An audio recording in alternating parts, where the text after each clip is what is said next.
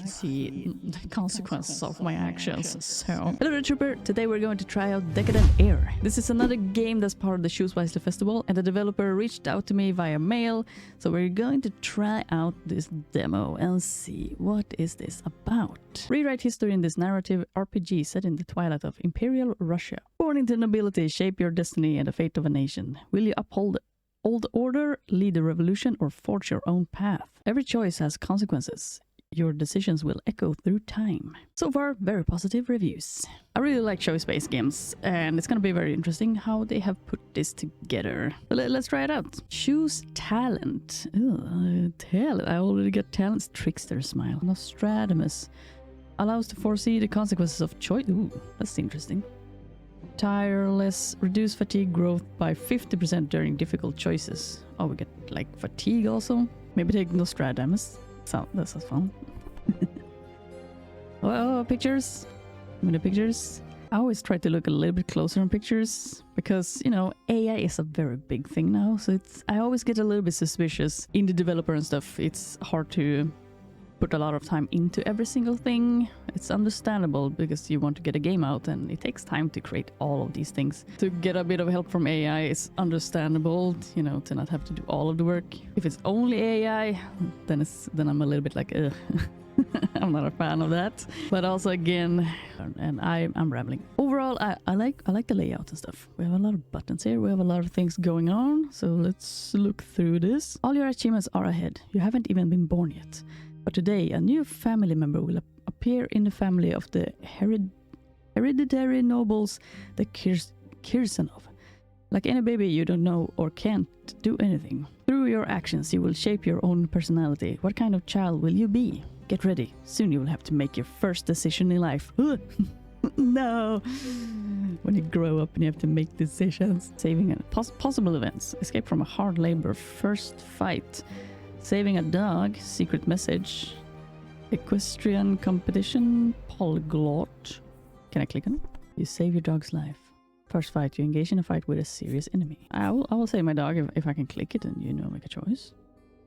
What are all of these? This is the RPG aspect.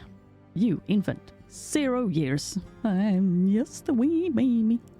Intellect. 0, 0, 0, 0, 0. Oh my god, I have 0 on everything. Life path. Act 1, Act 2, 3, 5. Events, achievements, items.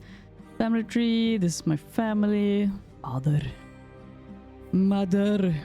And my sister. I got a cousin also.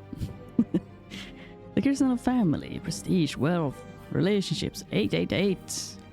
The old noble Kirsanov family traces in records back to the 16th century when one of the founders of the family, Oprishnik Ivan Kirsanov, was honored by the Tsar, Ivan the Terrible, for his valiant service. Currently, the family has shrunk to a small family. Okay. Empire, Emperor, Minister of War, or Piotr Wanovsky. I can like click things so we can learn even more things. Head of the War Ministry, you get some extra information and stuff. Glossary. Then mother, well educated, a born teacher, speaks 3 languages, received the title of home teacher. Father, head of the Kirsanov family, a combat officer. Hero of the Turkish War, has wounds and awards. Character is strict, strong-willed, loyal to the empire, deeply hates turmoil. Sounds like a classic dad. Elder sister, educated, goal-oriented, and ready to sacrifice everything for her ideals. Okay, all guys, strong-minded. Then we got the cousin, maybe? Or Alexander III? For his foreign policy, he earned the nickname the Peacemaker. Okay, here we have something. Yes, okay. They have added AI-generated content disclosure. The developers describe how their game uses AI-generated content like this. We use AI to generate illustrations for the game's text scenes. Okay, so they have used some AI. I wasn't completely off in being suspicious about it. Well, let's go. You will be born and live your life in a tragic period of the Russian Empire's history. You will witness with your own eyes how the largest state in the world within the lifespan of 1 generation walked a path to an abyss that engulfed the lives of millions. Decadence in Russia is the time of the empire decline. Try to be in the shoes of a nobleman of the late 19th century, from this birth to the beginning of the Russian Revolution of the 20th century. Each of your actions will influence the personal qualities and abilities of the character. 1882. Prologue. St. Petersburg. The fate of your hero and the mark in history that he will leave depends on the decision you will make. To cope with trials, you have to sacrifice something. As in real life, your choice opens some doors and closes others. Develop the qualities that seems most appropriate, and remember that the role of personality in history is enormous. Perhaps you will be able to change the course of history, but at what cost? In your hands is not just the life of one person, but the fate of millions of people. I feel that's a bit of, high pressure. As I've just been born, that's stressful. You are a decadent. You have gone through the cycle of birth and death countless times. Your soul is so ancient that it has already lived thousands of lives.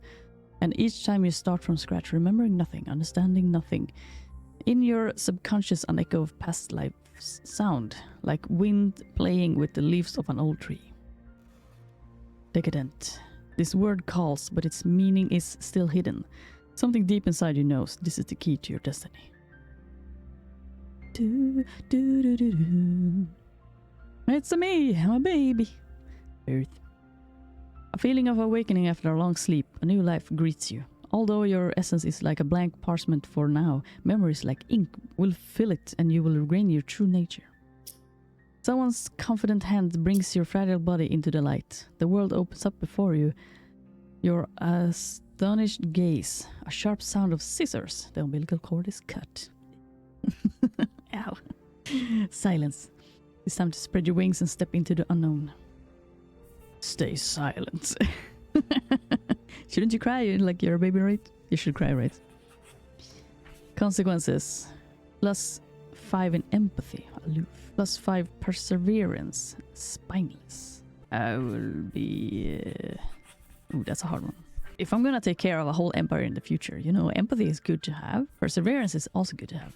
Endure and not make a sound. I'm a strong baby. Your gaze is fixed on the ceiling. You're not breathing. 5 seconds. 10. A hum gradually fills your ears. Ooh. Suddenly, you are turned over and given a slap on the bottom. A convulsive breath. My butt. The doctors look puzzled, listening to your breathing, then hands you over to the midwife and goes to your mother. Someone's hands warmly wrap you up and carry you away. Before falling asleep, you notice 2 figures nearby, a large man and a teenage girl. The girl whispers, Father has been waiting for you for 13 years, little brother, and so have I. I sound more British than I actually sound maybe from Russia. How does Russia sound? Father has been waiting for you for 13 years, little brother, and so have I. I have no idea how Russian sounds. This is probably very wrong. I only know the word da and the B word. It's like blia. What? Yeah, you can see this is AI. You can see this is AI. You don't remember anything from your past. In your consciousness, only one word swirls, fading, decadent. You hope that in the future you'll be able to recover your memories and your true personality. For now, you have only one option: to grow, develop, and learn everything anew. But you are sure that you will cope with these tasks much faster than an ordinary child. Because I already have very intricate thoughts as a baby. Of course I'm gonna grow up and be awesome. You, even 2 years. The first year is just a haze of unconsciousness. Your sensations are fleeting, warm, cold, hunger, satiety. Days are simply cycles of sleep and food. Gradually the world becomes clearer, faces gain features. Here's mom with her gentle hand and light hair, and this is the nanny in puffy clothes. She dresses and feeds you. You learn quickly. You hold, then throw a rattle. I can throw rattle. You sit up on your own. You fall while trying to stand. Your legs are still weak. Months pass. You have learned to walk early, unsteadily, but you step across the room. Nanny Varvara and sister Olga help. Olga with her black curls and serious green eyes often plays with you and dresses you up in frocks. Father's footsteps thunder through the house. He seems very stern. His every word in this family is law. One day father announces the arrival of a photographer. The family needs to be captured in full. Everyone is excited. The nanny suggests you choose who to stand next to in the family portrait. Father is authoritative, mother is caring, Olga is playful. For now you stand next to the nanny. Your choice will determine whose relationship you want to improve. The family looks at you. Next to father. Relationship 1. Indifferent. Relationship 1. Good question. You know, that hits home. Like, who would I choose? Father, a little bit stern and maybe a little bit scary. As a baby, you might be a little bit. Does he show me love at any point? If the mother is empathetic, you know, I feel you would go to the mother as a baby. Maybe take a little bit of caring. I'll hug my mother. Mother looks slightly lost amidst all this hustle and bustle. Her tenderness is alluring. You want to protect and comfort her. You run up and wrap your small fingers around her hand. You cuddle up to your mom, feeling warmth and confidence. This moment remains in your memory, mother holding you in her arms. This slightly chaotic day strengthened your bond with her. You increasingly ask mom to stay with you in the evenings, replacing the nanny. Mom reads you fascinating fairy tales. You especially like spending time in your mom's boudoir. Her corner of the house is always warmed by love and affection. Oh, that's nice. Relationships. I will love my mother. And we're 3 years old. My mother Gradually you grew stronger, learning to run and jump well. The surrounding world increasingly reveals itself to you in all its beauty. You are from the noble Kirsanov family, one of the ancient noble families of the Russian Empire. Your family is not very large. Father Ilya Petrovich, a tall, stately man, whose appearance expresses sternness and authority. His forehead is broad, nose straight, cheekbones sharp, his hair grays early. He went through the fire and blood of the Russo-Turkish War, was wounded, now he limps when walking. An officer to the bone, a patriot. He is strict with people around him, but keeps you under strict control, dreaming that you will continue his path. But father, I want to do my own thing. Mother, Maria Nikolaevna, a fragile blonde with thin fingers and a gentle gaze. Educated, intelligent, well-read, her care is your stronghold in the world. The servants whisper that Maria Kirsanova, after a severe illness 10 years ago, can no longer have children, and the fact that you were born is a real miracle. You have an older sister, Olga. She loves to read, draw, and play music. Although there's a big age difference between you and your sister, you love to fuss and play with her. Olga is very curious, but also persistent and sharp in her judgments. Your old mansion in the Fontanka embankment is an island of the past in the changing St. Petersburg.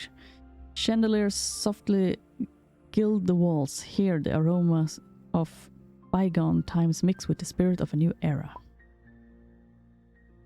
Guests are gathered for your 3rd birthday. Laughter, conversations, rustling of dresses. Men with cigars and women in beautiful dresses congratulate you. Ancestors from portraits watch from above. A huge cake with 3 candles is rolled into the great hall. You stand next to your father and look at the celebrations, full of admiration. Guests admire your self-control and say that you behave like an adult. However, you quickly tire from the excess attention. The nanny changes you into pajamas and puts you to bed. Parents enter the room before bedtime. Mother kisses you goodnight. Father whispers about tomorrow's surprise. You fall asleep to the echoes of merriment through the walls. Yeah. These types of parties is like, help, how do I even fit in? In the morning, the dog. In the morning, you wake up before everyone else. A puppy sits in the doorway. Strange, long-nosed, black with grey speckles. This is the promised gift from your father. You touch the side of your new pet with the tip of your finger. He pricks up his ears and sharply raises his head. The puppy barks cheerfully. That was loud. You're infinitely happy with the gift. In the puppy, you seem to see a reflection of yourself. You're both so young. His intelligent look delights you.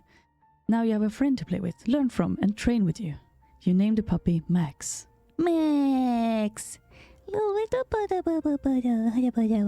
How will you spend time with your new pet? Train together. Clumsy. Agility. Clumsy? What? Oh, is this what I am right now? Like, now I'm aloof and then I can get more empathy? Agility. Train together. Let's get some agility. You will use the dog for your... No, that didn't sound good. You will spend as much time as possible interacting with the puppy. Yeah, that sounds good. You want to teach your dog complex tricks and commands. I want to befriend... Okay, now we got some empathy. You dedicate all your free time to interacting with the puppy. Even simple activities like feeding or playing become hours of interesting exploration. He's so cute. He's so cute. What a beautiful little picture of Mix. Mother worries that the puppy sleeps with you in bed. Don't worry, Mother. She scolds you for breaking hygiene rules, but Father sees that Max has chosen you as his master and gives his permission. Yeah, good Father. Good on you, Dad. The puppy gradually transforms into a magnificent specimen of a Russian greyhound. By interacting with him, you become more observant and sensitive yourself, as if you're gaining new abilities to understand the surrounding world more deeply. Yeah, that's great. Empathy +5. And now, I am growing up to a 4-year-old child. Okay. Older sister. The bells of the Transfiguration Cathedral still echo in your ears after the morning service. Father is rarely home these days. He has received a new position at the War Ministry. The family gathers together only for weekend breakfast and Sunday church services. Oh no, sad, kind of sad music. Late Sunday morning, the heavy scent of incense still lingers on clothes, mixing with the aroma of freshly brewed coffee and pastries. Outside, the sun is shining, its rays playing on the polished to shine samovar. Servants bustle around, setting the table. The snow-white tablecloth is adorned with delicacies. Vatrushkas, pastries, smoked ham and fresh raisin buns. Maria Nikolaevna, wearing a strict dark blue dress with a high collar, drinks Turkish coffee while you and your sister have been served tea with milk. Everyone awaits Father. Heavy footsteps, slightly louder on the left, an echo of an old wound from Plevna. Ilya Petrovich entering, stately straight as an arrow despite the pain. His new dress uniform is decorated with medals, among which the cross for the capture of Kars stand out especially. Even you, a 4-year-old boy, staring fascination at the gleaming awards. He sits at the head of the table with military bearing, but his thoughts seems far away. He absently rubs his left knee. The old wound aches before bad weather. I wish I could do good Russian words. Olga. His voice, accustomed to giving commands on the battlefield, sounds harsh. Colonel Nash joking has informed me that you have been spending time among vagrants. Haven't we already discussed that such behavior is unbecoming for a young lady for noble birth? Sister freezes, straightening her back, exactly like Father. Her dark eyes, so similar to his, grow cold. Papa, you yourself taught me that an officer's honor requires protecting the weak. Isn't that what the war taught you? Father's face darkens, muscles tensing in his jaw.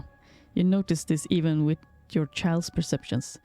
His medals clink slightly as he leans forward. Don't twist my words. An officer's honors is firstly and foremost duty to the Tsar and fatherland, and you with your escapades are jeopardizing my position at the ministry. I strictly forbade you to associate with vagabonds. It can be dangerous. Among them are not only those sick with consumption, but also those who spread seditious ideas. Just yesterday you were seen in the company of some ragamuffin. So you have disobeyed my orders. An argument erupts. Your child's heart shrinks with fear when Father strikes the table with his fist. Cups jump and coffee spills onto the pristine white tablecloth.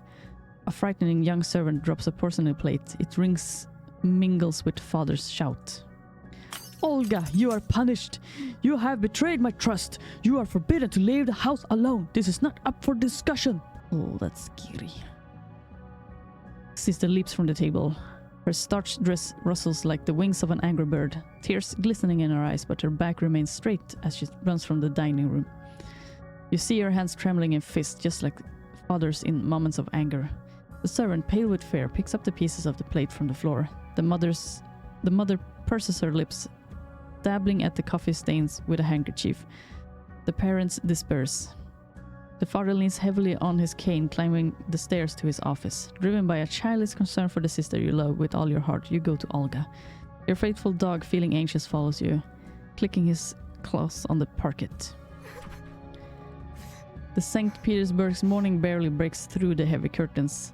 You approach your sister's door, listening to the muffled sobs. Max, your faithful black dog, whines softly, feeling the grief of his mistress. His wet nose nuzzles your palm, giving you courage. The scent of Olga's favorite perfumes is in the room. A large Venetian mirror reflects her sister's tear-stained face. On the mahogany dressing table lies her diary, open to fresh notes. Through tears, the sister tells a story about a chance meeting in Alexander Square with a pregnant homeless woman. She's due to give birth soon, but has no money, and the beggar woman simply wants to get rid of the newborn child because she can't support it. Olga promised to help her. Your sister has no own money, but she's ready to give her jewelry to the beggar woman. Young as you are, you sense the gravity of the situation. Oh, help sister. Agility. Influence father, ask mother for help. You're ready to help pass on the jewelry. How old were I? Weren't I just like 4? You want to try to persuade your father. It would be better to ask for advice and help from your mother. Maybe work on my charisma. Become influential is good. Like, you know, work on that charisma. And so many of us have problems with talking with people in our lives, right? So it can be scary, and it's good to learn having those tough conversations. Confrontation, what do you call it? Scared of confrontation system? Let's try influence father. Let's see what happens. You ask your sister to wait. Your father is strict, but suddenly you will be able to convince him. The house is in twilight, the shadow seems more mysterious, and the old portraits on the walls seem to be watching you. Feeling slightly timid, you approach your mother by the fireplace. Her face is illuminated by the warmth of the fire, her eyes thoughtful. You ask your mother for help, so that together you can influence your father's decision. Oh, you even went to mother. Your voice sounds firm, like an adult. The sister just wanted to help and save the defenseless child. Mom listens attentively to the story about the beggar woman. Together you decide to find wise words from the past to touch your father's heart. The library, this temple of knowledge, surrounds you with its shelves, on which the wisdom of centuries has accumulated. Mother flips through the pages of old volumes, looking for words of great philosophers and poets. She reads aloud, you repeat. The words fill the room with deep meaning. Ilya Petrovich's office is the holiest of the house. Everything here breathes military history. A map of the Battle of Pleven on the wall, a saber in a silver scabbard, a portrait of the emperor. My father is sitting at a massive desk on which a kerosene lamp with a green shade is lit. You muster up the courage to talk about your sister. Wasn't I just 4? The words prepared with mom flow surprisingly smoothly for a 3-year-old. I'm even 3. You're talking about Christian charity, about the honor of an officer who protects the weak. Ilya Petrovich, touched by your childish wisdom,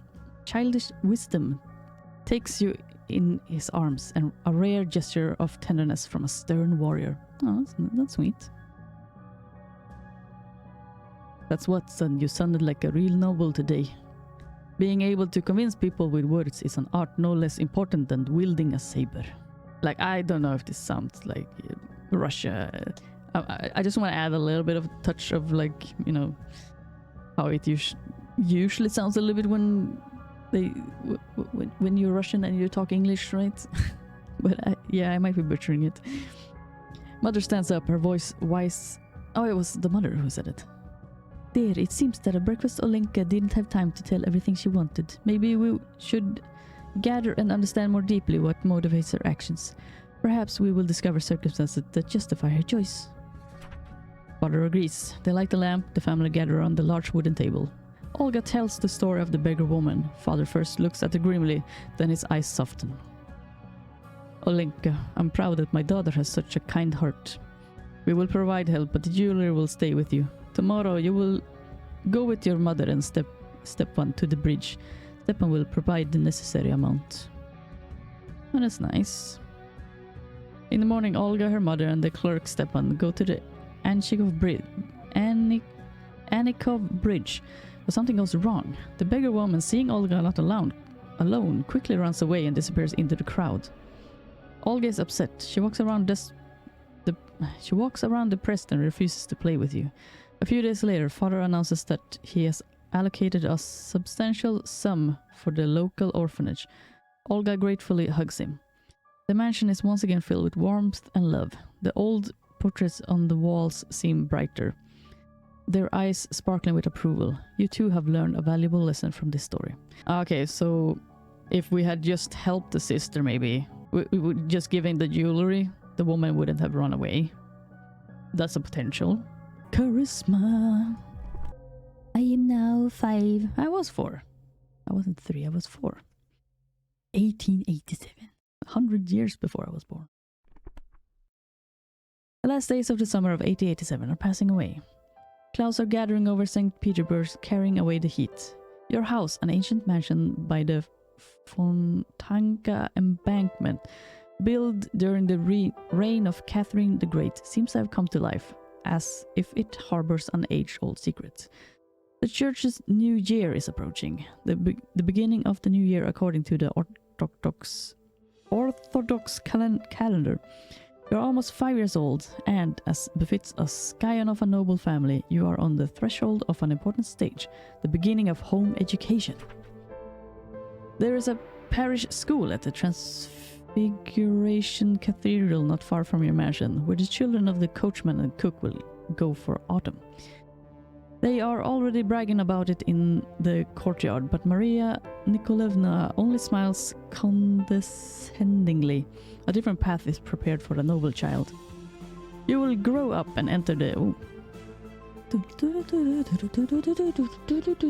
Hope! It sounds like music of hope. You will grow up and enter the Imperial Gymnasium, as befits the son of a military official. Ilya Petrovich is already ironing the first classical gymnasium on Vasilyevsky Island, where the children of many of his colleagues in this ministry studied. In the meantime, you're doing everything you can to show your parents that it's time to start studying. Maria Nikolaevna, although she believes that 5 years is an early age for a serious study, but after consulting with her husband, she decides to try. I'm a special kid, okay? Teach me anything and I will grow like a... I don't even know, like a flower in the sun. A teacher appears in your house. Nikolai Ivanovich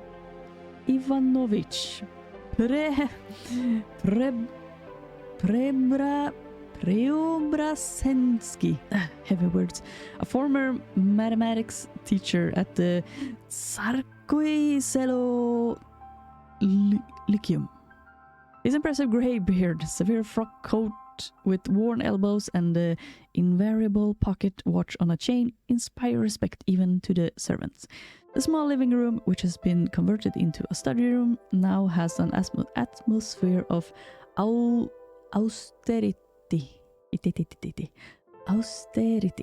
austerity. At Nikolai Ivanovich's insistence, a special sloping writing table was brought here. Brought from Vienna itself, and a blackboard on an elegant cast iron stand. Sounds fancy.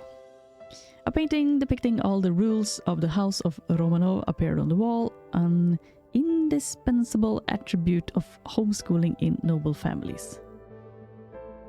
The morning hours are now devoted to arithmetic, Nikolai Ivanovich's favorite subject. After afternoon tea, reading lessons begin on Usinki's native word, a book that the teacher calls the best guide for young minds. Yeah, I'm very young. Reading is still difficult, but you can crack arithmetic problems like nuts. That is nuts, which greatly pleases the mentor. Today, Nikolai Ivanovich, before going home to Gorokovaya Street, set a big lesson for tomorrow. According to him, it's time for the young gentleman to get used to serious studies. First, you take on the puzzles about merchants and their goods. They are solved with unexpected ease. Apparently, the grandfather's genes are affected. Finally, you have done Finally, you have done with arithmetic.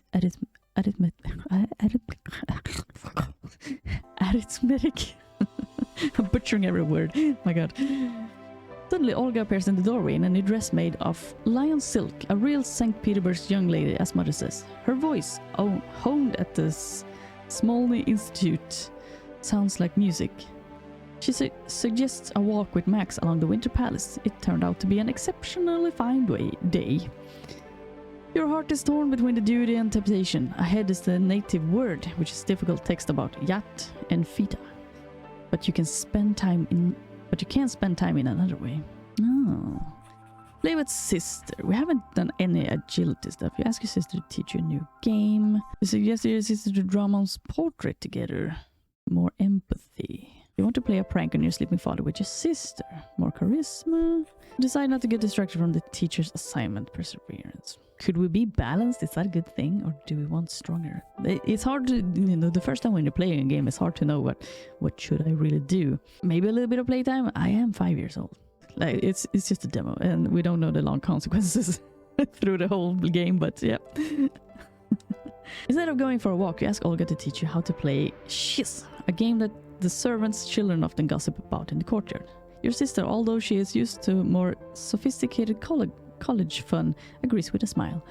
In the backyard of the mansion, away from the parental windows, you arrange an impromptu tournament. At first, the wooden finch keeps slipping away from your sticks, but Olga, like a true mentor, patiently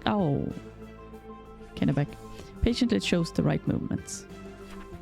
Gradually, you begin to feel the rhythm of the game. The movements become more precise, the body more obedient. By the end of the hour, you're already deftly tossing the pinch and hitting it in the circle you've drawn.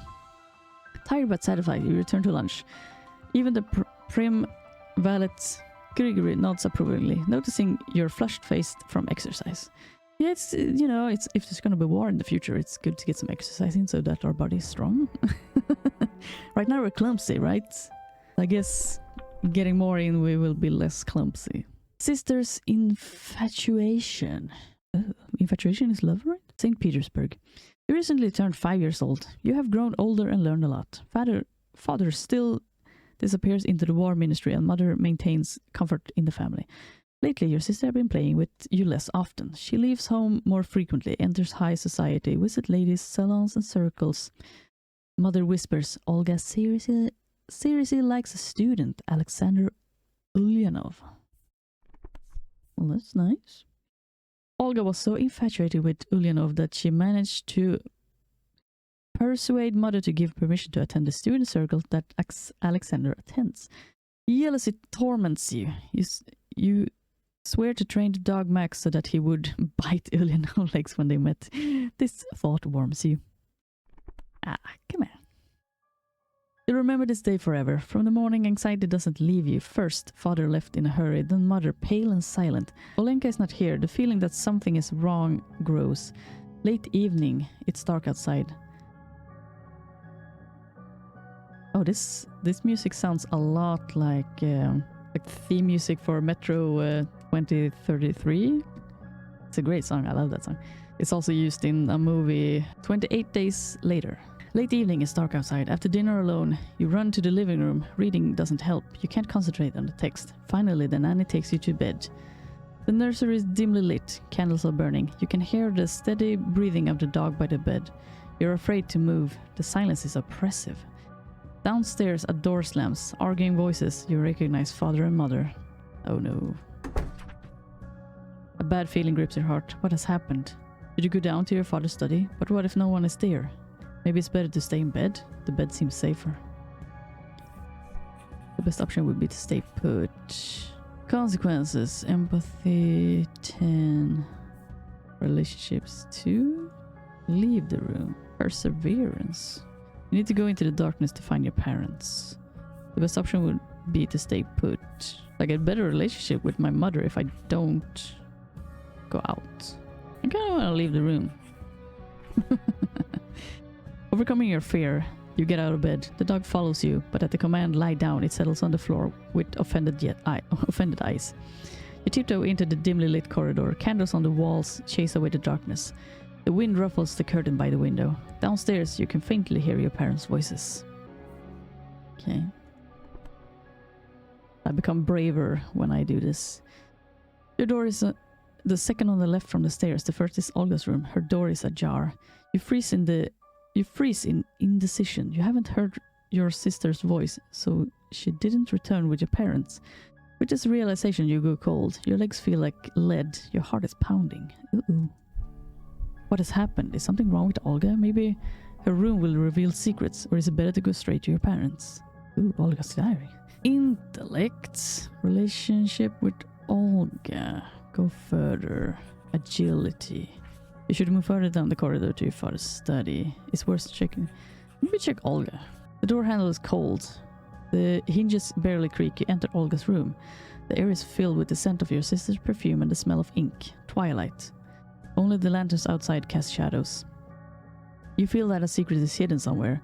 You light candles, begin your search. You decide to start with the desk. Notebooks in French, handwritten poems, books, pencils, drawings. In the second drawer of the desk is a homemade niche. This is Olga's hiding place. Inside, a roughly sewn brochure titled Narodnaya Volia, People's Will. They also have like this highlighted text there, so you can read more. Narodnaya Volia partly went down in history as a terrorist organization due to a series of assassination attempts on the Tsar. On March 1st, 1881, members of this party successfully attempted to assassinate Emperor Alexander II. Oh, she's getting into bad stuff, maybe. On the title page is the inscription to dear Olenka from Sasha. With spiritual strength and awareness of our righteousness, we shall prevail. Under the brochure lies your sister's diary. You slowly read the words written in familiar handwriting. You're trying to understand Olga's thoughts. In the diary, someone named Sasha is often mentioned. You remember that your sister was infatuated with this Alexander Ulyanov. Yes, that's him. Together they chose a date, argue about the conspiracy plan. They discuss some Marx and Engels. Olga often mentioned the forbidden word terror. Adults whisper it with anxiety. You understand, your sister has done something terrible. She won't come back. Emptiness weighs on you. The room seems to shrink. You blow out the candle. You go to your room with the diary. Oh no.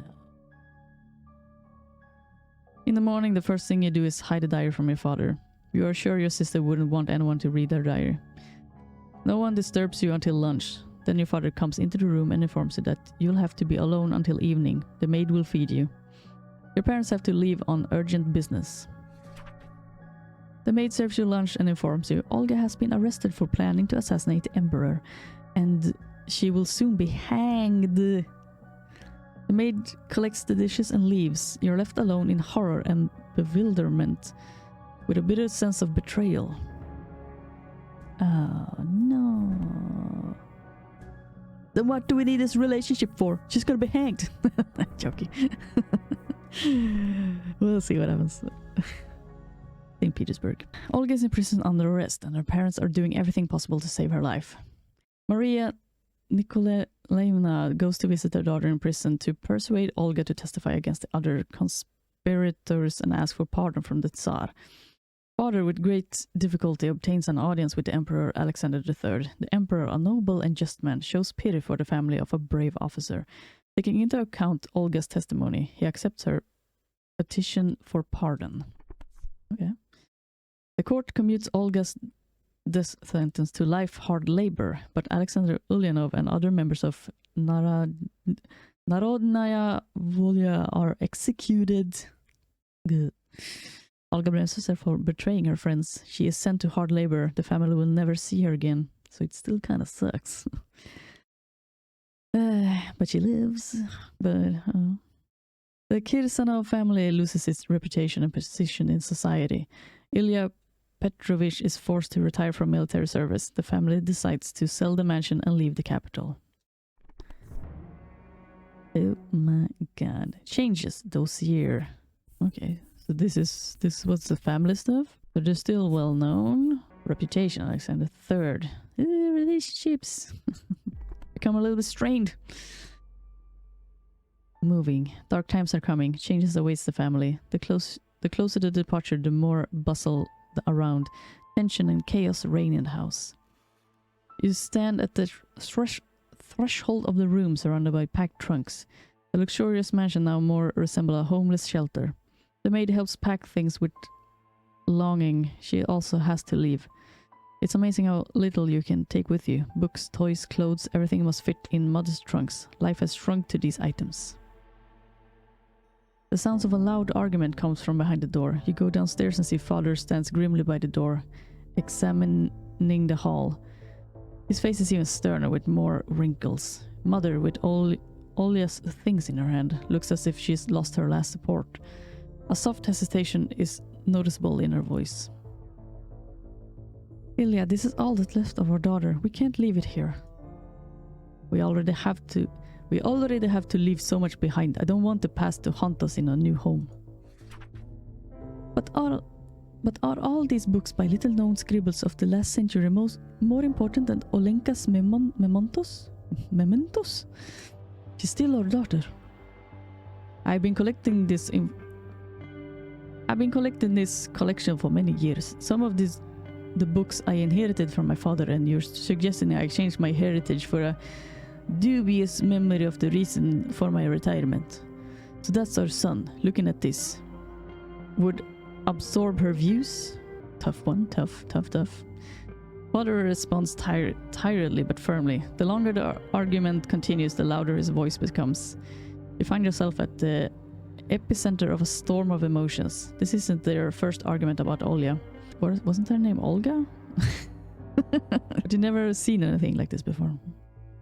Your sister's actions continue to eat away at the family. Your heart is torn apart. Hide sister things with you. Consequences. Empathy, intellect, minus in relationship disagreements. But then you will have love with your mother. Agility, perseverance, relationship with your father, disagreements, burn sister things. Perseverance, charisma. Help mother keep sister personal belongings. Help father take away sister personal belongings. Get rid of the bone of contention in a family by yourself. Maybe try to keep the family together. Okay. I'll try, you know, keep the family together. Innocence. Another fight because of Olga. How much longer? She chose stupid ideas over you, betrayed you all. Because of her, you have to leave your beloved home. Your heart pounds as you go out to the backyard where your sister things lie in disarray. Your parents are in the mansion now. They won't miss you for a while.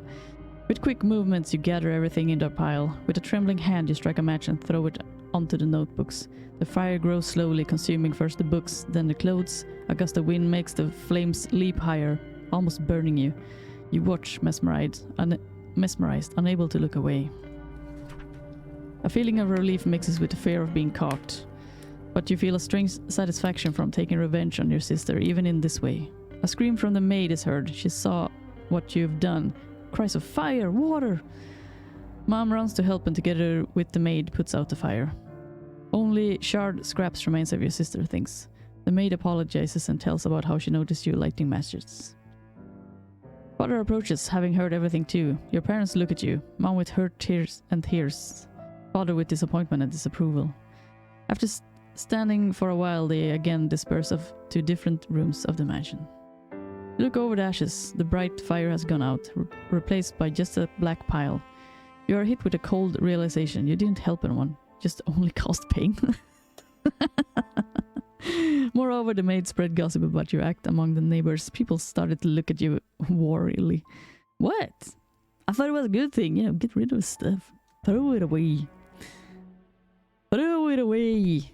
Like, if you cling to things, it clings to you. And the past, like the father said, it will cling to you. It will continue with you. But then also, if you just give it away sometimes it's better to burn it. Sometimes it's just better to really, put it in the trash, burn it, get rid of it. Get rid of the past and stuff, Today you're leaving home forever. The morning seems especially gloomy, the sun hidden by clouds. I also didn't know that it was going to be like a huge fire, and that they would see that they lit the fire, and that it would be weird like that. How would I know that? You know, I don't know. Oh well, the consequences of my actions. Your mansion on the Fontanka grows smaller with each turn of the wheels as the carriage takes you to the station. Your hand grips the seat, the wheels clatter loudly. Here you are at the station. The locomotive is like an ominous guardian of the platform, a huge monster of steel and steam, ready to draw you into the abyss. Its chimney smokes the sky as if it's about to speak. On the hard bench, you huddle against the cold window. Next to you is your dog, the only cheerful creature in your company. Familiar landscapes flash by the window, shadows of the old world. A long journey lies ahead. Without Olga, despair and loneliness penetrate deeper.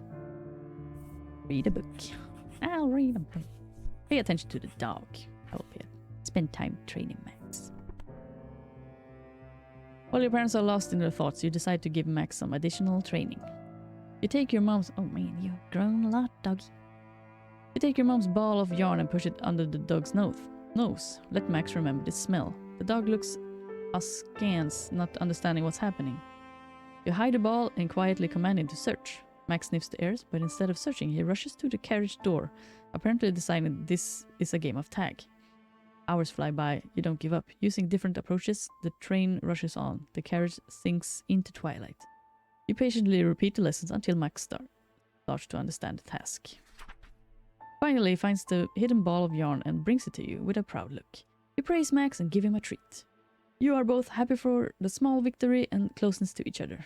At this moment, you realize the journey to Moscow brings not only sadness but also opportunities for adventures and discoveries.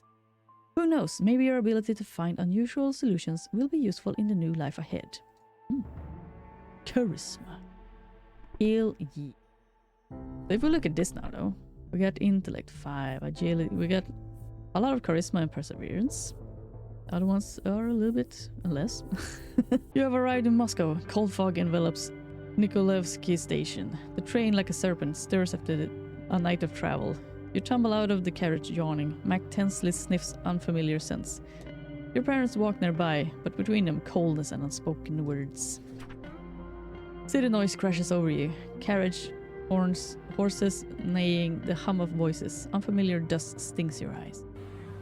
You stand in a huge square between 3 large stations, struck by their grandeur. These are the ones your father told you about. The old Nikolaevsky, the newer Ryazansky, and the most beautiful Severny, faced with stone and the tower. Let's go. Ancient capital of Russia, founded in 1147. The second largest city in the empire with a population of about 1 million people.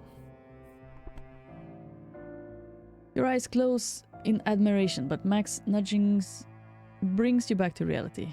Your parents have disappeared, leaving you alone in this anthill. Your heart pounds, panic approaches. Uh-oh. You look around hoping to see your parents, but they're nowhere to be seen in the crowd. Max looks at you worriedly. What to do? Where to go? Taking a deep breath, you calm yourself. You remember your father's advice. In a difficult situation, the main thing is to stay calm. Let the dog track. Find parents with Mac's sense of smell.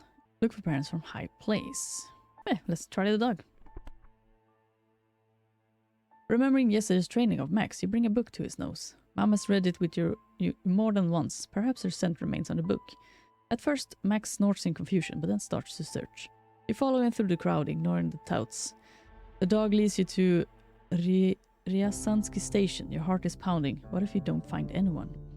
The heavy doors yield with difficulty. You ask a guard if he's seen people matching your parents' description. He points to a hall with a sign, ticket office. There stands your parents, arguing at the window. You are relieved and irritated at the same time. They're here as if nothing happened. You cough, interrupting the argument. Your parents look at you searchingly. You explain the situation. Mom hugs you, father exhales. But a bitter thought doesn't leave. How much did they forget about you to lose you? Yeah, that's true. Your long train journey comes to an end. You have reached the final station. The train doesn't go any further. After the grandeur of Petersburg and Moscow, this ran seems shabby. Low houses, wooden buildings. Father stops the carriage at a hotel on the outskirts. It looks better than the others. Despite being on the outskirts, the hotel is cozy, tasty food, clean beds, a long-awaited bath. Mom is rested and cheered up. Father also seems calmer. That's nice.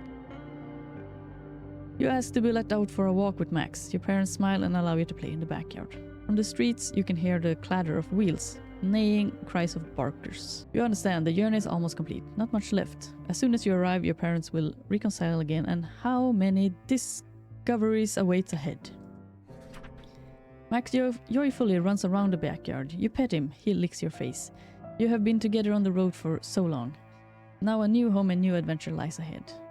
Lost in thought, you forget about the dog for a moment. The dog is not nearby. Your stomach tightens with fear.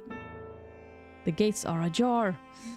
You rush there. Max is running along the road, sniffing the grass. You breathe a sigh of relief, about to call him. Suddenly a carriage flies out from around the corner. The horses snort and Max, startled, jumps back, barks, and with mad courage rushes towards it. Time freezes. Condition, fatigue, no more than 8, now 0. Consequences, perseverance, fatigue, saving a dog. Try to stop, rush to intercept to stop the horses. Wait, don't risk it and stay in place. Remove the dog from the road, try to pull the dog from under the wheels. Is it under the wheels? What the fuck? When did that happen? Agility, no less than 10. But I got 5. Fatigue, no more than 8. And now I'm at 0. Okay, so I'm at 0 and you can't have more than 8. But here I don't have enough agility. But the consequences is that I will get agility. I will get a bit fatigued, but I will be saving a dog. The weight one is a little bit like, what happens then? I guess I will try to stop the car. This seems dangerous. Boink. You need to stop the carriage. You rush towards it, crying out in desperation. Tears blur your vision of the road. Dogs bark, onlookers stare, women scream. You run out onto the road right in front of the wheels and shield the dog with your body. The neighing of horses mixes with your cries. Then darkness falls. As long as the dog is okay. When you come to, you find yourself lying in a hotel room. Your shoulder burns like fire, your arm is bandaged and twitches convulsively from pain. You groan. Mom sits nearby. She soothes you with a gentle voice, touches your forehead with a cool napkin. Maybe this will bring our family together also, you know? Suddenly a wet dog nose touches your palm. Out of the corner of your eye, you notice Max beside you, alive and unharmed. Yeah. I'm sorry, I sacrificed myself. Through the pain, you smile joyfully. Mom helps you drink some water. Sleep envelops you again. You wake up to the sound of father's footsteps, who has come back to check on your health. Time flows strangely. Hours pass, or days. You fall asleep again, wake up. Mom feeds you broth. The world gradually becomes clearer. You have been living in the hotel for a week now. The main thing is that Max is nearby, alive and healthy, and wounds heal with time. Yeah. We'll see what the consequences is.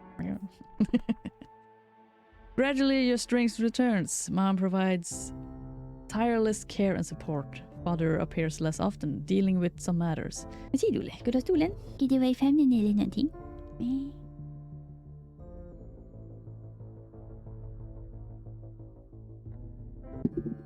When you start getting out of bed and the fever subsides, your parents begin to talk about continuing the journey. One day father comes in, waits a little and begins to speak. I have settled things with the horses. We can leave tonight, and then we'll be in Simbirsk by dawn the day after tomorrow. Marussia, we need to prepare our son. We are leaving before sunset. Marussia? Isn't the name Maria? I have to tell them to fix the names, I guess. But Ilya, wait. You remember what the innkeeper told us about bandits operating near Sisrian? They attack at night. Maybe we should wait until morning. Those are just rumors, Maria. They are making a mountain out of a molehill to raise prices. If we don't go, someone else will. And tomorrow there may be no free horses at all, as they are expecting high-ranking officials passing through. They'll take them all. Oh, tough decision. Furrowing his brow, father looks at mother, his gaze poorly concealing irritation. You sigh quietly. The argument is starting again. The atmosphere thickens. Who to support? You want to leave soon, you're already tired of the inn, but what if the danger is real? Then it would be wiser to wait. On the other hand, what if Father is right and these are all empty fears? Then the argument will only intensify. We leave at night. Wait. So it will be dangerous? Wealth -2. Side with mother and not take risk. It doesn't say anything about the wealth here, even though they said, oh, it's going to be more expensive. Let's wait until morning then, we don't want to lose wealth. You decide to express your opinion and suggest leaving in the morning as Mom proposes. You're also uneasy about the thought of a night journey. It's better to wait an extra day or even 2, but ensure everyone's safety. Your parents look at you and nod. It seems the storm has passed. You're glad that you all stay for one night in the comfort of the inn. Fatigue washes over you. You lie down on the bed. In the morning, you are lucky. Horses and carriages are free. The important official never showed up. Yeah! Free! Mom happily notes that they can leave immediately and without risk. Father reluctantly agrees.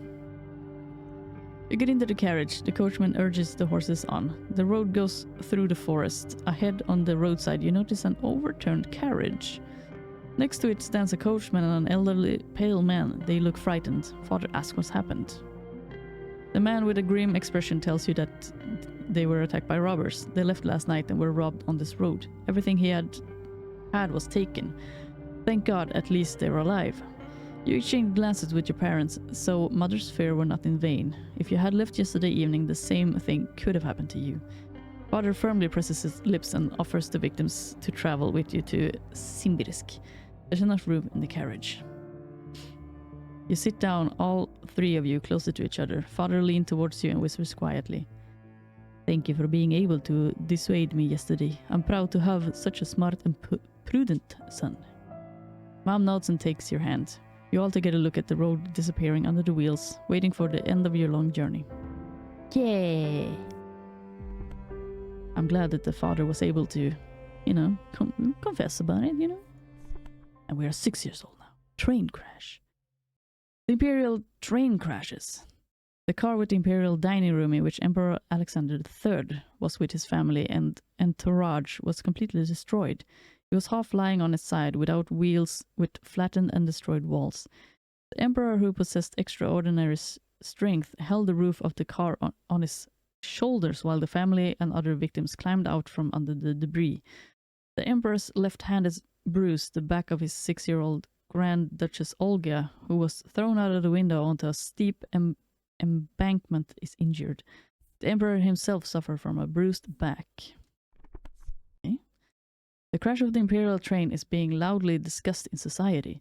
A total of 68 people were injured in the crash, of which 21 people died. The rescue of the Imperial family is officially recognized as miraculous. In the Emperor's family, they talk about a possible terrorist attack. Officially, the investigation could not identify the causes of the accident. The health of Alexander III was significantly shaken. -1. A year in Simbirsk has flown by. The family is slowly getting used to the new life. No, it doesn't look too bad. A little bit ghostly, but it looks good. The new house is beautiful on the outside, but inside, old and cold. The food has become simpler. Mom has to be more modest in the spending, and there are now only 2 servants. Your parents' life narrows down to home and church. It's hard for you to find friends. Your parents have changed a lot. They control your every step. Mom worries and father gets angry if something is not right. Well, thank you, Olga. God damn it. Ilya Petrovich takes it to heart when 2 respected teachers refuse to offer to teach his son. He locks himself in his study, refusing to come out. In the end, Mom decides to teach you herself. Her lessons are more interesting and livelier than before. She explains grammar rules clearly and doesn't move on until you understand the material. One day you ask your mom why no one visits you and why you stand apart from everyone in church. With a heavy sigh, she answers that because of Olga, local society rejects their family. Father takes it hard and tries to forget by locking himself in his study. You listen with sadness, not understanding how the action of one person can affect the family so much. Time passes. The harsh winter is replaced by a wet spring and a hot summer teeming with mosquitoes. Goddamn mosquitoes. Nature is beautiful, but seems wilder, more untamed compared to St. Petersburg. Events. Simbirsk. And so one autumn morning, your father announces you're all going to visit someone. Mom is surprised, you are too. Father puts on his dress uniform jacket, Mom a new dress. Leaving the house, you feel excited. Wherever you're going, it's something special. The path leads to a 2-story building with an attic and a sign on the wrought iron fence, Provincial Gymnasium. Going around the corner, you find yourself at a door labeled Kerensky. The majordomo lets you in, takes off Mom's cape, leads you to the living room. You meet the family of the gymnasium director, Fyodor Kerensky. His wife quickly finds common ground with your mom. The elder son Sasha, thin and pale, struggles to get up from the armchair when introduced. The younger Fyodor, lively and curious, disappeared to his own affairs after a couple of minutes. Sasha is tasked with taking care of you. After an awkward pause, he suggests taking a walk to the pond. You happily agree. You've long dreamed of talking to someone your age.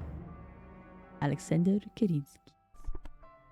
Son of the gymnasium director, your first childhood friend, sly, persuasive, a bit timid. What else is Sasha? I'm so confused about the names. Is his name Sasha or Alexander? Who's who? I don't know. Sasha walks slowly due to his limp. You hold back your irritation, but when the boy talks about his illness, you feel sympathy. Kerensky had been suffering from bone tuberculosis for a long time, and he had to walk in a heavy iron boot, which was only recently removed. You reach a pond overgrown with yellowing reeds. You suggest throwing stones into the pond, whose stone will make more jumps before sinking. Up to 3 victories, Sasha agrees. You pick up a flat, water-polished pebble and skillfully throw it across the water. Sasha follows suit. Your stone bounces 5 times, Sasha's twice. Haha. On the next try, you win again. It won't be difficult to win, Sasha is clearly weaker. But is such a victory worth anything? Maybe it's worth letting Kerensky win or allowing him to win. Let him win, I guess. Let the sick boy win. Empathy, agility. Let's get some empathy. Your stone sinks underwater. You spread your hands. No quick victory for you. Sasha throws carefully. 3 hits on the water. He won the run. Your next throw and the stone gracefully sinks into the pond. Sasha wins again. Last attempt, you make too brisk a throw and drive the stone straight underwater. And you have lost again. Sasha's face beams with the joy of victory. You shake his hand, sincerely congratulating him. In his gaze flashes an understanding that you let him win. But that doesn't matter now. You have given him joy. You suggest to continue in the game and learning new throws. Sasha agrees with enthusiasm. Yay! We made a friend! The game imperceptibly flows into a sincere conversation. Sasha opens up, talking about his family, illness, and the long road to recovery. You carefully mention the move to Simbirsk and your sister, avoiding details. Sasha nods understandingly. His father is familiar with your story. The elder Kerensky was friends with the family of Alexander Ulyanov, one of Olga's comrades, and even provided patronage to Alexander's younger brother, Vladimir, for university admissions. Words flow easily. Next to Sasha, who knows the truth and doesn't judge the way of the secret lessons, you feel calm and at ease. It seems you have forgotten about the time for a long while, immersed in conversation. But suddenly, 4 boys in tattered clothes appears from nearby bushes. Their whole appearance says you and Sasha are strangers here. Too rich, pampered, different. One steps forward and starts to taunt rudely, saying you can't do anything, neither fish nor build traps. You feel offended, wants to snap back, but next to you is Sasha, who is weaker than you. You quickly glance over to the bullies, then look at Sasha. You feel there's going to be a fight now. The taunts turns into threats. They talk about hunger, the rich, injustice. They start to approach, rolling up their sleeves. Noticing that Sasha is hiding behind you, you realize you shouldn't expect help from him. And the situation is dangerous. Blood pounds in your temples. Your heart beats with fear. The bullies aren't joking. You quickly assess your options. You can try to run away or fight back. Well, let's see here. If we run away, we get some agility, but I have a feeling that Sasha might not be able to join us well. Fight back, we get some perseverance and confidence. Negotiate. Try to find a common language. Then we also get a friend. Well, charisma is good. Let's see what happens. You step forward, shielding Sasha, but instead of threats or attempting to flee, you raise your hand in a conciliatory gesture. Wait, we understand you better than you think. The leader of the bullies, a stocky boy of about 10, sneers. What could you possibly understand, young master? You take a deep breath and, surprised by your own courage, begin to speak. The words flow unexpectedly easily. My sister, she also fought for common people. She was a member of the Narodovoltsi circle. Now she's in exile because she wanted to help the poor. I know what injustice means. The bullies exchange glances. The leader frowns. You're lying, aren't you? I swear, ask anyone in town about the Kirsanov family and their daughter. Everyone knows this story. Something changes in the leader's eye. He steps closer, peering intently at your face. They call me Grishka Sokolov. And you know what, young master? Maybe you're not lying about your sister, but this is our place for locals, not for the likes of you. You nod, understanding that while you have avoided the fight, this isn't the beginning of a friendship. Consider this your first and last warning. Grishka thinks a little, then after a pause adds. But here's the thing, young master. I can't just let you go like that. The boys from our neighborhood won't understand. We still need to teach you a lesson. I don't talk like children. I sound like an adult. He nods to his friends, and before you can say anything, 2 of the bullies grab you and Sasha by the shoulders. The third scoops up a handful of mud from the shore. Aww.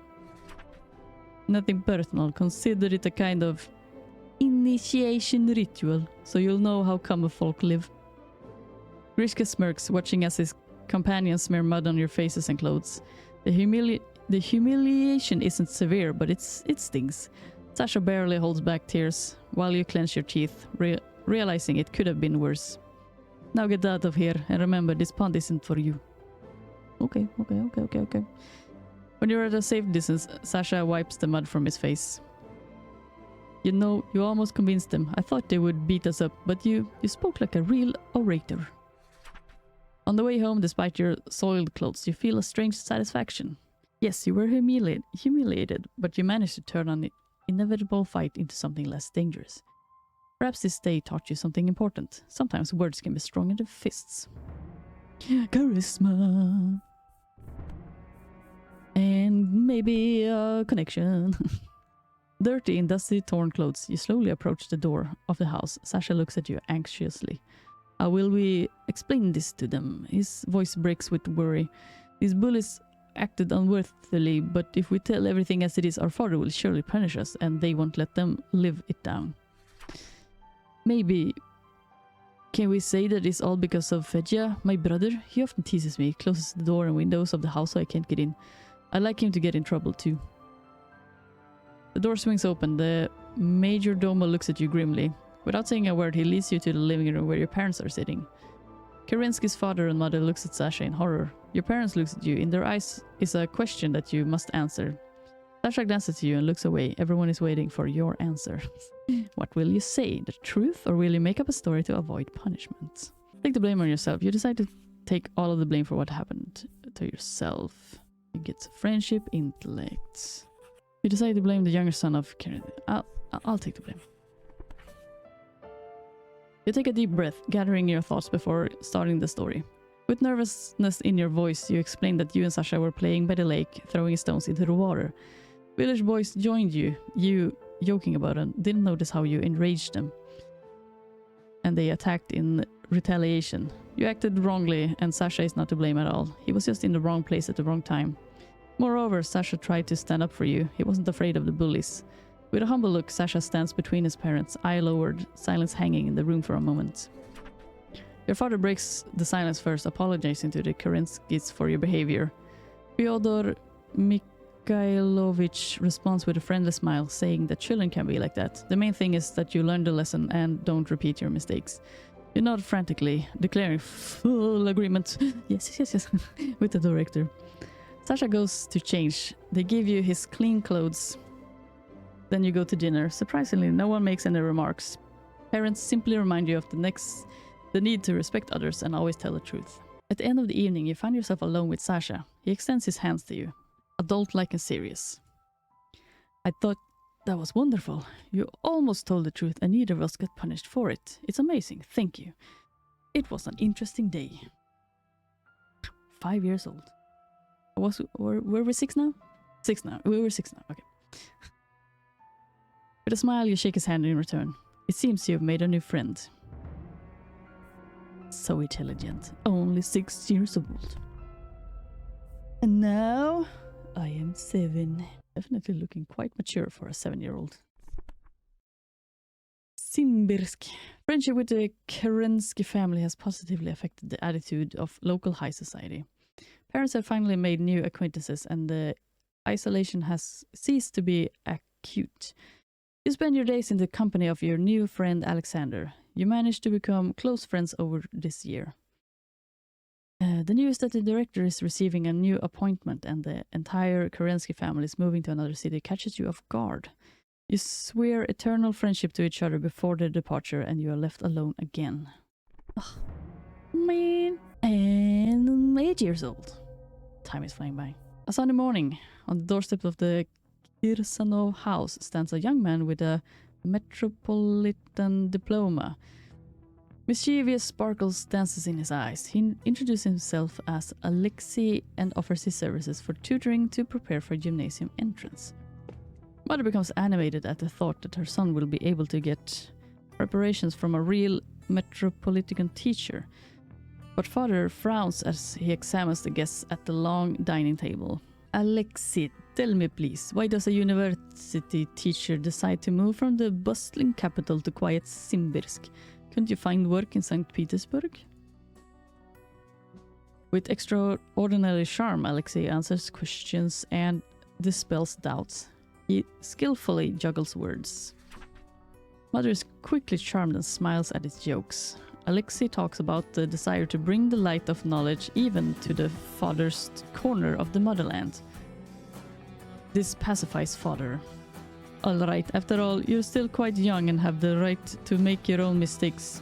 Maria, I don't mind. Let this metropolitan specialist teach our offspring. All the local respected teachers have refused us anyway. We have nothing to lose. Alexei is a true master of managing people. You are glad that your father agreed and you can get to know this man better. Okay. The first lesson takes place in your old living room, where Alexei offers you to choose. In addition to regular lessons, special exercises that will help reveal your abilities and development. He lays out many cards on the table, then selects only 6 of them and says with a sly smile, I would like to offer you something unusual in addition to standard lessons. Here are 6 cards. Each symbolizes different directions in which you can delve. These will be very progressive classes, little known in your country but very useful for your development. There's a catch though. We'll only have time for one direction this year. So think carefully and choose what's really interesting and important to you. Thoughts and desires mix in your head. You feel the responsibility of this moment. Ooh. Well, I can see the consequences of my actions. So, chess, intellect, 25.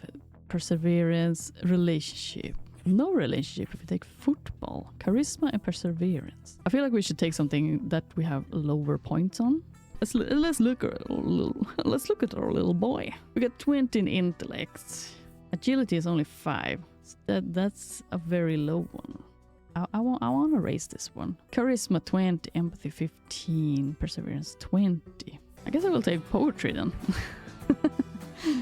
Get some more empathy and then also a little bit of agility. And relationship, why not?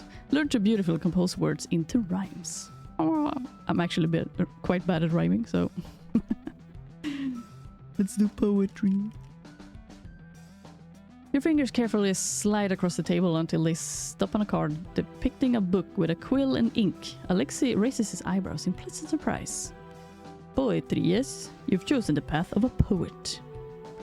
Alexei starts with simple rhyming exercises, teaching you to smoothly transition from line to line, maintaining rhythm. Your first poem seems rough and clumsy to you. You crumple the paper and get angry, but Alexei turns out to be a very patient teacher, and gradually the poems become smoother and more harmonious. Let's work with an unusual form of rhyming today. We'll analyze how a limerick is structured. That is, a 5-line poem where the third and fourth line are shorter than the others. Alexei becomes not only a teacher for you, but also a kind of friend. Together you share poems and reflect on life. Such communication gives you a new vision of the world, and you're grateful to Alexei for this discovery. You understand that you can express your emotions through poems, and after you mock the behavior of the servants in verse form, your parents also begin to notice changes. Ilya, have you noticed how skillfully your son has learned to manage phrases? Alexei is a very good teacher. I'm so glad that he ended up in Simbrisk. Dear, I am impressed too, and although I don't fully understand his motives, I can't help but note the effectiveness of his work. Yes, very effective, very nice. One day after class, you read one of your best works aloud. Your parents sit absorbing every word.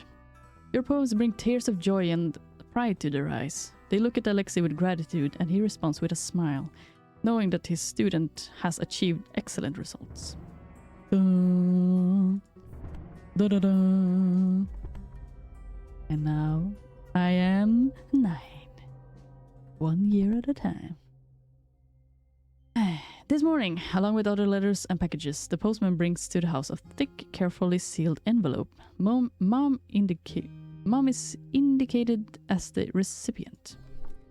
Father, setting aside his freshly brewed coffee, watches attentively as Mom carefully unwraps the unexpected message. At the same time, the expression on her face gradually changes. Tense attention turns into surprise and then almost amazement. Ooh! Ilya, what unexpected news! My uncle has passed away and now I'm the sole heir. The inheritance is quite substantial, which means we can finally realize my long-standing dream and build a gymnasium for the poor and underprivileged. Father skeptically raises his eyebrows and twitches his cheek. Maria, are you sure? We have already spent a tidy sum on repairing and furnishing our estate. Our current income leaves much to be desired.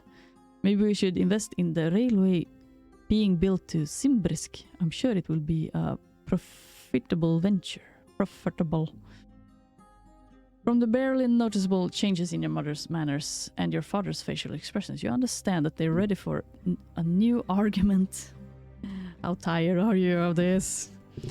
You want to finish breakfast as quickly as possible and leave here. To do homework, play, do anything, just not to listen to the arguments once again.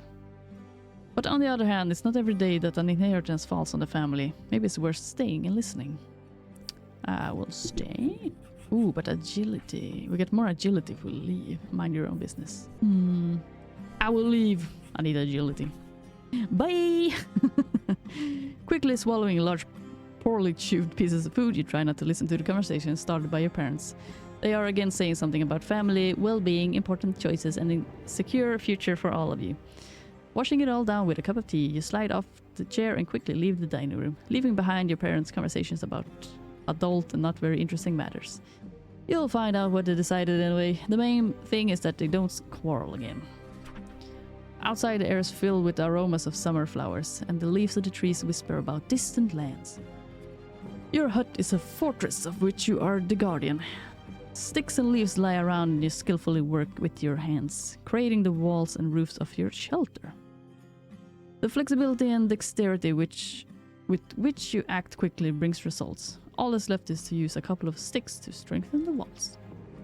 In the end, your fortress stands unshakably. You look at it with pride.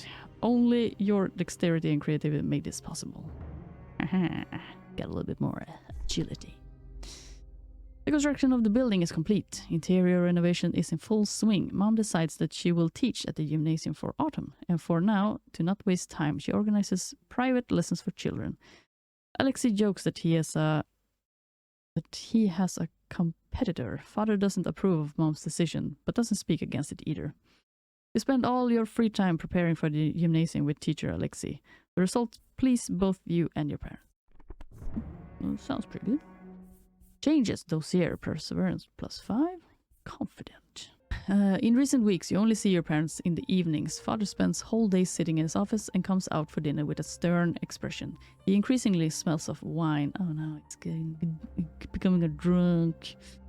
Mom, on the other hand, has completely immersed herself in her project. Thanks to Alexis' help, she manages to do what previously seemed incredible.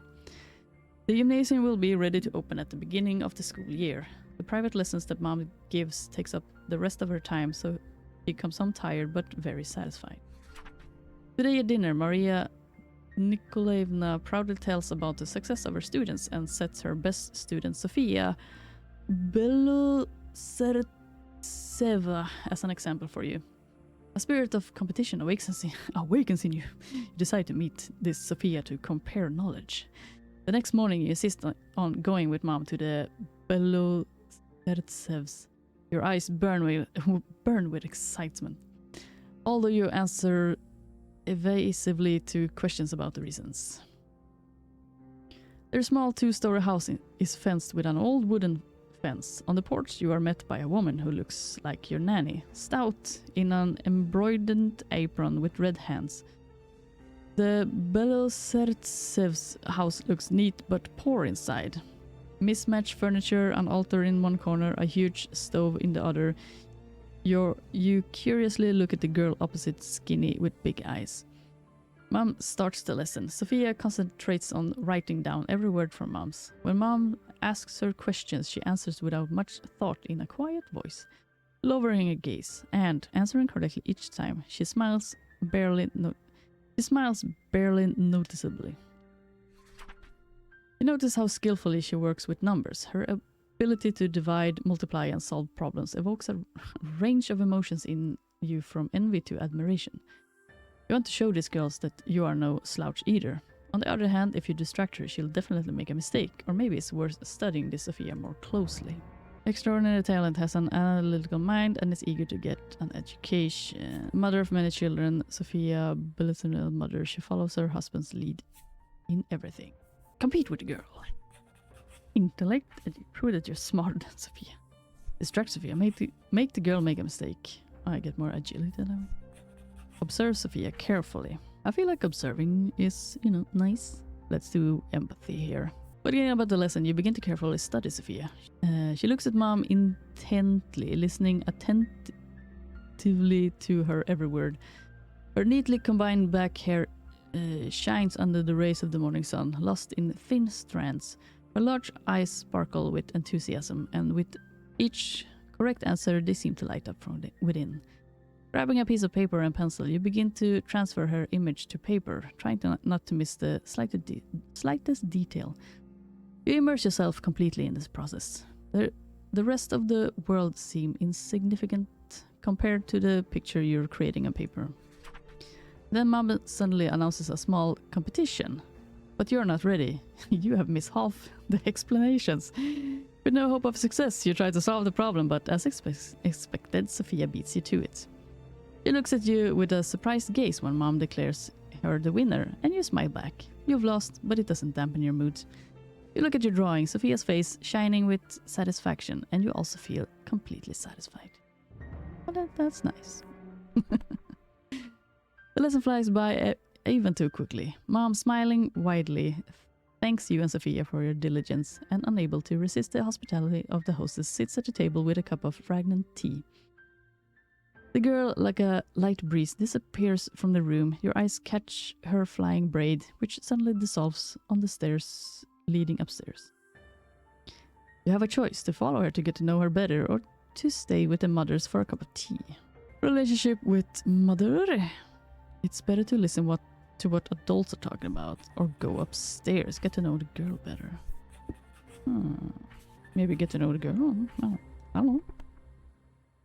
While the mothers are discussing the weather, you go upstairs with pastries. Your heart slightly quickens its beats when you knock on Sofia's door. A quiet creak of hinges, the girl flinches and turns around. You silently look at each other. You notice that instead of regular wallpaper, the walls are covered with sheets of formulas and equations. A very unusual room. Meeting Sofia's gaze, you ask to enter and confess that she's the first girl you've met who's smarter than you, and you want to be friends with her. Your words embarrass Sofia, but it seems she's pleased to hear them. She smiles in response to your sincere admiration. Ask more. Charisma. Tell about yourself. Learn more about Sofia. Charisma 25, empathy 30. let's listen more, I think. You point at the walls with genuine amazement and ask what it is. I was given this room recently. I'm already big and can't live with my brothers. The room needed renovation. Father said there was no wallpaper, so he used these sheets with lectures on higher mathematics. He thinks they're useless for girls anyways, but I'm even glad it turns out this way. You notice how her eyes lit up when she talks about mathematics. Mathematics. You know, sometimes I can't stand in front of this wall for... sometimes I can stand in front of this wall for an eternity, just looking at these formulas. These integrals, derivatives, they seem so beautiful to me. You listen to her attentively and feel a respect growing in you for this little girl, so passionate about mathematics. But my papa, he's against me studying. He thinks girls don't need it, says it's unnecessary expenses. Her voice trembles and tears begin to gather in her eyes. My older brother Nikolai persuaded my parents to let me take private lessons, but now he's gone again and I'm afraid they won't allow me to continue studying. You listen to her with sympathy and feel a growing determination to help her. There's no reason why girls should be denied education, you say. Mathematics is amazing and Sophia has the right to study it like no other, and in general, you'll do everything to help. Her eyes widen with a spark of hope. The girl whispers that she would like to believe such a thing is possible, but her papa will not give money to study at the Marinsky Girls' Gymnasium in Simbirsk. He recently lost money at cards so much that he had to pawn his wife's jewelry. Oh. You reply that you are sure of it. You will be able to persuade your parents to allocate money for tuition fees for Sophia as well, even if you have to give up pocket money forever. Sophia smiles through tears and you feel that something has changed between you. It wasn't just a conversation, it was the first step towards friendship. Yeah! Friendship! And I am now turning 10 years old. Decadent. You hear this word again in your dreams. Some part of your personality is bursting out. You are trying to remember something that can't be. You remember who you were before, who you really are, and your purpose in this life. You have grown older, stronger, more resilient. You just turned 10 years old. You firmly know that you are capable of more and you're ready for it. Parents and acquaintances also notice changes in your behavior. Mom laments that you have grown up so early, but your father stops controlling you so much. In recent months, he has been constantly secluding himself in his office, avoiding people. The gymnasium absorbs the energy and time of Alexei and Mom. Their late hours of meeting in the living room are filled with quiet discussions and hopes for the future. Only once did Father bother to join them, just during the discussion of the circular about Cook's children. Opinions differed, but it didn't come to a quarrel, which was already comforting. Today after lessons, Alexei unexpectedly hands you a novel with a long, complex title, Tess of D'Urbervilles, a pure woman faithfully presented. He asks you to give the book to Mom and hurriedly leaves the house. The book looks strangely old, despite Alexei's assurances of its newness. Its bindings is swollen as if the book has been dropped in water, or as if something had been inserted inside.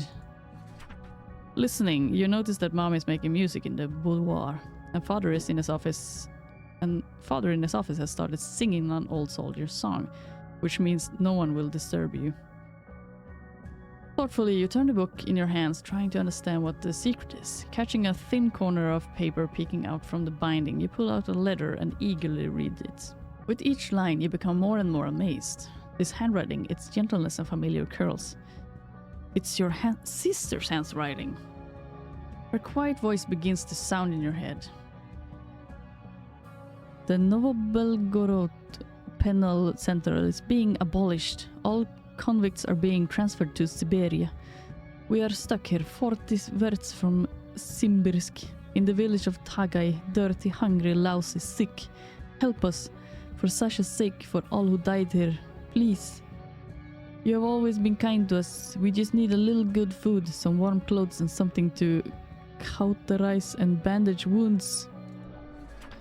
You don't know how much time has passed while you stand with the letter in your hands, immersed in silent confusion. The chiming of the clock brings you back to reality. 7 in the evening. Dinner will be soon. You look at the letter again, your gaze darting from it to the door, then back to the letter. This is a very bad situation. The book was asked to be given to your mother, which means father wasn't supposed to know about this letter from Olga. You know his attitude towards your sister. He will certainly be angry. What's the best way to act? Something in the text confuses you. You need to reread it. Oh, I need even more intellect. My god. Give the letter to the final recipient. Father should be the first to know about this letter. Act carefully, but at the same time, honestly and openly. We don't even know if she has actually been giving letters to mother for a while. Something in text me. You need to reread it. This is a tough one. Let's act carefully, but at the same time, honestly and openly. I will try both, just for the sake of it. Feeling the weight of the letter in your hands, you think that this situation needs to be resolved directly and honestly. This seems to be the only right way. You decide to read the letter yourself at dinner, understanding that any other option will definitely provoke a new quarrel between your parents. At the table, your heart is pounding as you gather your courage. Finally, you stand up, holding the letter. Your voice trembles, you ask to be listened to. You start from afar.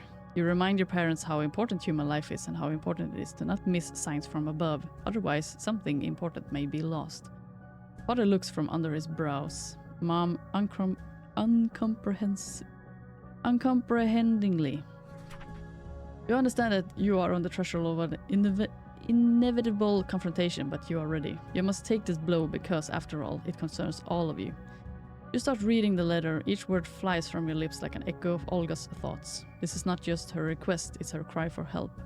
Your parents listen silently, their faces becoming more and more tense with each sentence you read. When you finish, silence fills the rooms. Mom looks at you with wide open eyes, having turned a bit pale. Father has fixed his eyes on the floor, and his silence speaks louder than any words. The silence in the dining room is broken by Mom's voice, thin and pleading. Mom looks with hope.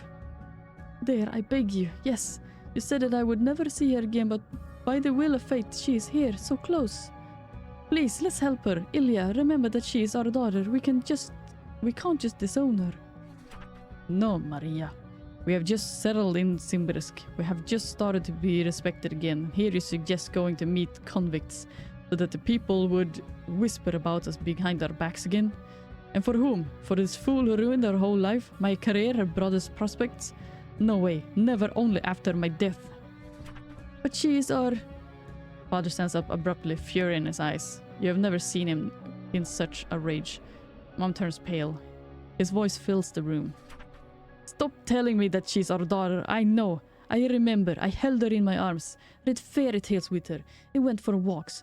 She's a criminal, Maria. A wild traitor, a snake. I don't want to hear anything more. Enough. One more word and I won't be responsible for myself. Letters appear from who knows where. This wild story surfaces again. According to wartime laws, traitors and deserters are shot on the spot. Be grateful there that she wasn't at war. Father, limping, leaves the table. Stands by the window and presses his hands to his temples. The situation hangs in the air, on the verge of explosion. Something needs to be done. But I can't make these choices. Act independently. You are an excellent horseman, which means you can help your sister alone. Warn about hidden shipper.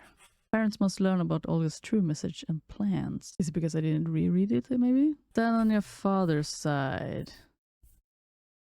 Gain +2, but -1 with the difficult escape. Stand on your mother's side. +2, -1. We already have a pretty bad relationship with the father. Difficult escape. Convince parents to go together. And we have zero relationship with the father. We got too little relationship with parents, so that's gonna be hard. Yes. Successful escape. So we would have need a better relationship with both of them and a lot of empathy, like really focused on family matters, I guess. Do not interfere. Terrible escape.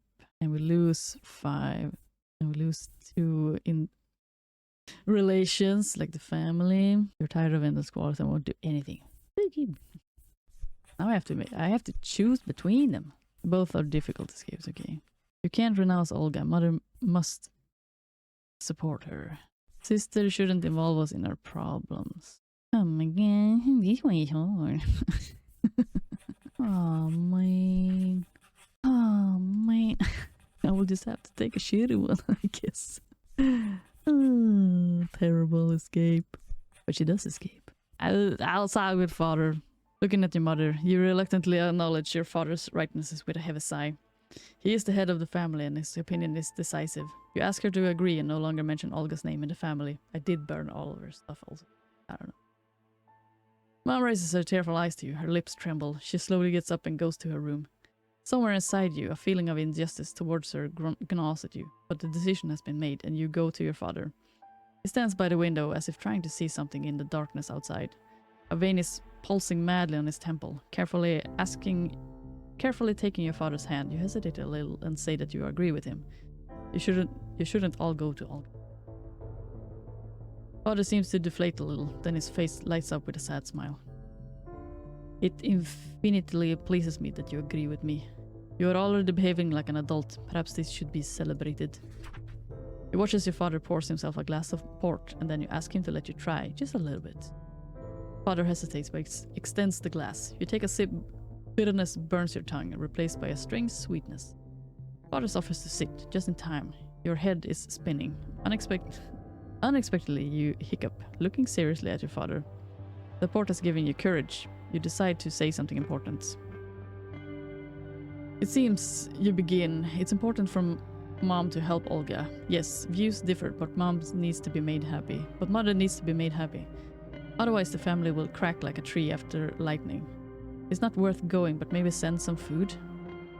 They feed poorly in penal colonies, at least that's what they say. Father thoughtfully twirls the glass, looking at the shimmer of the wine. To your joy, he calmly nods. Yes, son, this thought is reasonable. That's what we'll do. Tomorrow I'll order to buy and send food with the clerk. It will be Christian-like to help the convicts. And no more pouring for you. That's enough for the first time. The next day, Mom doesn't come down for breakfast. Father asks to pass on. He sent food to Olga. He looks unusually cheerful. Mom is resting in a room with curtained windows. She always gets a headache from emotions. You stick your head through the door cracks, reporting the news. She quietly mumbles in response. Closing the door, you realize Mom is still angry and will be angry, despite the help sent to Olga. A week later, news of the escape of 10 convicts led by Olga. But they found the bodies of 4. They froze or died from wounds. Father is first very angry, breaking a couple of plates in the dining room. But upon learning about the death, he throws out a dog's death for dogs. Mom is outwardly imperturbable. I don't know the word. Imperturbable? And you will live and see. Alright, still, stable-ish. Respect. Indifference. It's hard having a relationship with these parents. 3 months pass after Olga's escape. The snow melts, spring comes to Simbrisk. Mom and Alexei prepares you for gymnasium. You solve the most interesting problem together with Sofia. It seems everything was going well, but not today. Lunch is approaching. You and your mother are at the table, checking penmanship. Father bursts into the dining room, his face distorted with anger. He quickly approaches you. It seems his limp no longer constrains him. Oh my god. A fear arises that he will kill Mom now, so ominously his eye burn. Okay. Do you know who Alex is? Do you know? Don't you guess who exactly your friend is? Or during your intimate meetings he didn't tell you? What are you talking about, Ilya? What comes over you? Father raises his hand. Mom squints. There's a crunch. Father diverts his hand at the last moment, breaking a vase. Shards on the table, flowers lying on the floor. What comes over me? Your dear teacher was in that circle, darling. In that very circle, among those very students who were planning to kill the Emperor. That's who Olga asked for help. But that's not the main thing. Oh no, far from the main thing. I know that... Through him, you communicated with Olga Maria. You knew who he was, and you continued to communicate with him. Oh, yeah. Had a little feeling she had communicated for maybe a while. You, it's all your fault. Mom jumps up, the chair falls with a crash behind her. Father seems to come to his senses for a second. My only fault is that I refused to act on your order and continue to communicate with our daughter. I tried to be a good mother after you decided to erase our girl from your life. And you have no right to accuse me of communicating with our daughter. And especially your assumption about me and Alexei. It's low and wild to assume such things. Not expecting such resistance, Father takes a step back, but his gaze still bodes no good. I will put an end to the lies of this wild slug who dared to fool good people, and then you and I will talk about him and about our marriage. Ooh. Father leaves. From the corridor. You can hear the clerk's voice. He promises to prepare weapons and carriage. Breathing heavily, Mom brushes aside a strand of hair and looks at you with a steely gaze. You haven't noticed such firmness in her before. It seems that endless arguments have only tempered her character. It's not only us that growing. Mom has grown too. After the letter from Olga, you suspected Alexei's connection with the Narodnaya Volya, but for him to be in the core of that very society of conspirators, it's hard to believe. Is there any way to find out more? Should you talk to Mom or to Father? What to do? Questions tear you apart. Act independently. Ugh, my agility is extremely low. Act independently. Try to find out the truth yourself. Talk to Mother. Insist on a joint trip to the gendarmes. Find evidence of Alexei's guilt in your sister's diary. Talk to Father. I guess... independently, take chance. Adventure. Like a game of Russian roulette. Equal chances of triumph or doom. Risk it. Ooh, haven't tried this. Ooh. You decide to find out for yourself how involved Alexei is and whether what Father said about him is true. During the day, Alexei usually gives lessons in his students' homes. There's a chance to sneak into his room and look for answers before Father comes to take justice into his own hands. Apologizing to Mom and complaining of a headache, you gather your notebooks. Mom nods. She's too angry to continue the lesson. Pretending to lock yourself in, you wait and then go to Alexei. Determined to learn the truth. Birds are singing around. The gentle sound warms your hair. Everything is so joyfully spring-like, but the weight of what's happening doesn't give you peace. Maybe searching Alexei's place will free you from this burden in your soul. The teacher rents an apartment on the second floor of an apartment building. The windows overlook a closed yard where there's no one except an old mangy cat sunbathing on the remains of a woodpile. Looking around, you notice the window is ajar. You could reach it by climbing onto the high ledge. You stack several logs on top of each other, creating a shaky structure. Behind the woodpile, you spot an old rusty rake leaning against the wall. It could serve as support. Your heart pounds as you begin your ascent. The first attempt to pull yourself up fails. Your hand slips on the ledge, wet with morning dew. You fall back onto the logs, which fortunately hold. The mangy cat watches your effort with curiosity. The second attempt is more successful. You manage to grab the edge, but as you try to pull yourself up, your fingers begin to slip. You desperately try to find footing, but the logs beneath you wobble and slide apart. In panic, you make a sudden move sideways, trying to grab the drain pipe. The logs collapse with a crash. Your legs catches the rake, and it strikes you hard on the temple. Losing consciousness from the blow, you fall. In your fall, your head strikes a large stone near the wood pile. What? The sound of your skull cracking echoes in the small courtyard. Blood quickly spreads across the uneven ground. The mangy cat, the only witness to this tragedy, stretches lazily and walks away. A shadow flickers in the window, but it's already too late. You're dead?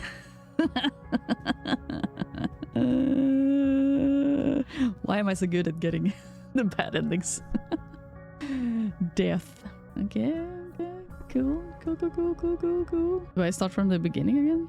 I am but a wee child again. I just died and then that was it. Oh my god. Shit. That was Decadent Heir. Or one version of it. There's plenty of endings, plenty of twists and turns, and this was definitely one of those twists and turns. But yeah, that was Decadent Heir. I hope you guys enjoyed it. It was one of those games that has a lot of reading, but also, you know, deep, intricate storyline. There is AI in this game. I'm not the biggest fan of using too much AI and stuff, but also to one extent I can understand the usage of it. The story is interesting. The names though, they switch back and forth and stuff, which is also a little bit weird. So I'll give that as a critique to them personally. I do like the different choices, and also using it was fun to be able to have that. It was fun to have that ability where you could see the consequences of things. Because, you know, it kind of helped, like, oh my god, that's gonna turn into this and that and this and that. But yeah, many choices and many, like, since it's also planned to be such a long game, it's definitely interesting to see, like, how would this turn out in the very long turn. What will translate over to the next act, like act 2, 3, 4, and was it 5? So there's quite a lot of storyline and a lot of decisions and a lot of things. The first one was definitely a lot focusing towards family and stuff, but yeah, apparently you can make decisions, take a risk and die. But it was fun trying out. I will leave it at that for this one. I have it wishlisted. There's definitely a possibility to be able to come back to this one in the future and try some more stuff. But yeah, I hope you enjoyed this video, and if you are interested and curious about this game, go wishlist it on Steam, and I will see you in another video, in another stream, or in the Discord channel if you wish to join the Discord channel. Make sure to take care of yourself, Trooper. Bye!